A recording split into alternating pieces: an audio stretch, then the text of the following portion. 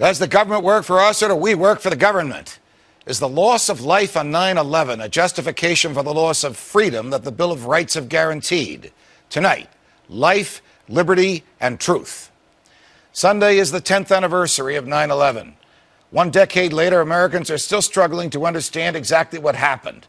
What will we remember, and what will future generations come to believe about 9/11? Will it be the loss of life on that day, or will it be the even greater loss of life in the global conflicts that directly ensued? Will it be the short-term security precautions, such as the orders to shoot down any planes carrying innocent civilians, or will it be the lingering destruction of our rights to privacy from unlawful government surveillance, the institutionalization of government torture, and the government-generated semi-nudity and near-sexual assaults at our airports? Will future generations ever know the full truth about the events that led to 9/11? Or will they accept the government account of what happened, an account that the CIA's own bin Laden unit chief Michael Scheuer calls, quote, a whitewash from top to bottom? In the years preceding 9/11, Osama bin Laden was a young freedom fighter who promised American officials he'd help them to oust the Soviets from Afghanistan. Following the defeat of the Soviets and the fall of the Berlin Wall, capitalism was triumphant and communism was gone. But in 1991, when the United States invaded Iraq for the first time, we established military bases in a land revered by Islam. Furious at the American government for desecrating their lands, bin Laden and his maniacal associates began plans that would lead to the clash of civilizations that culminated in the tragic events of 9/11. But the signs of trouble were apparent after the bombings of the American embassies in Africa and the initial bombing of the World Trade Center in 1993. It has now become increasingly clear that the Clinton administration should have done something.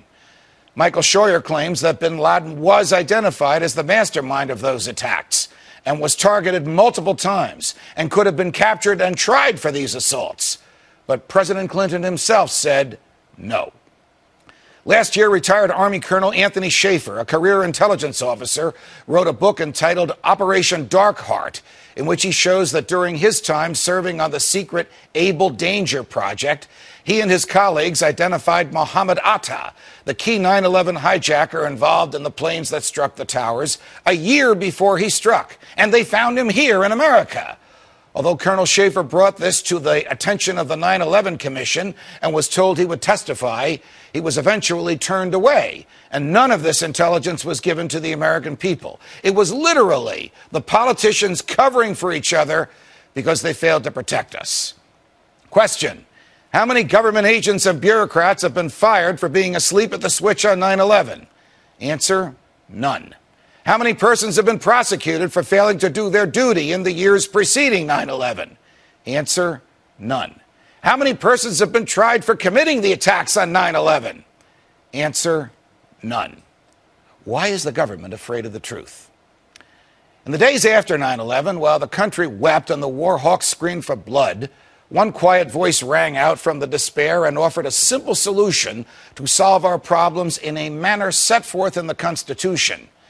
Texas Congressman Ron Paul offered legislation to authorize the president to send paid assassins to capture or kill bin Laden and his cohorts. It would have cost just a few $100,000 instead of the $2 trillion that Presidents Bush and Obama have borrowed and spent on our wars in the Middle East. But that voice was drowned out in the ocean of tears and cries for blood and occupation and regime change. The bill failed and the wars came and the blood flowed and the borrowing of cash couldn't come fast enough. Now here we stand, a decade after the attacks with thousands more dead and a bill for $2 trillion that needs to be paid. What have we learned, America? Do they truly hate us for our freedoms or for our presence in their lands? Have the terrorists won this war already by getting us to surrender our most basic rights in return for a false sense of security?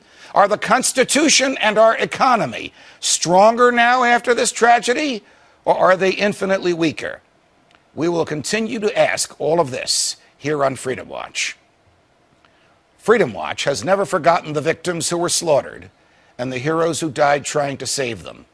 The firefighters and police who responded will forever be iconic of the bravery that was necessary to save those who could be saved. And God bless the troops. They don't belong there. When they leave, chaos will ensue. And though I profoundly reject their mission, I am in awe of the selfless men and women who have served their country honorably and well. One day, our descendants will know the answers to all of this. Will you?